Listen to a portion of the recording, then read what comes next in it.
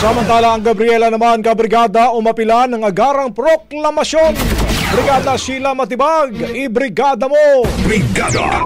Live report! Nanawagan ang Gabriela Party List na agad na silang iproklama bilang bahagi ng Kamara. Ito ay kasunod ng naging kumpirmasyon ng Commission on Elections o COMELEC na sa naturang grupo na ipagkakaloob ang ika-64 na seat sa House of Representatives bilang pagsunod sa konstitusyon.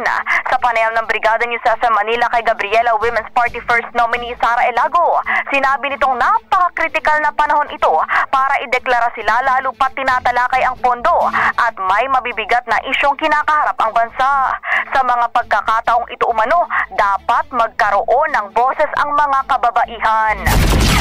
Dapat agaran na ang official proclamation kasi yung narinig naman natin kahapon, it's the pronouncement from the COMELEC chair, but we have yet not to be proclaimed. And napaka-critical time ito sa Kongreso. Nasa gitna tayo ng budget deliberations at syempre malakas din yung usapin ng paglaban sa korupsyon at yung realignment sana sa mga nararapat na serbisyo. Dapat naman marinig dyan ang boses ng mga kababaihan.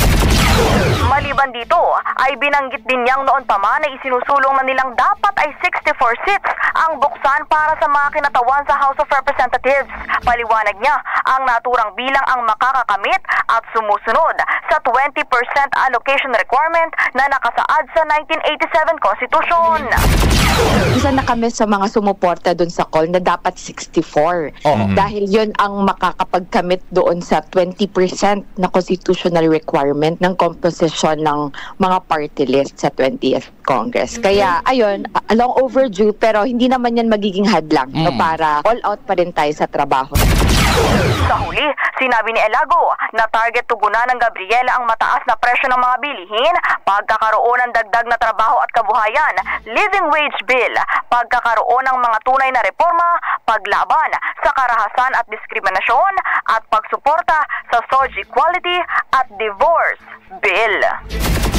In the heart of changing lives, ako si Brigada Sheila Matibag ng 105.1 Brigada News FM Manila, The Music and News Authority. Ang bahaging ito ay hatid sa atin ng Power Cell Salabat, ginhawa ng bawat nangangarap.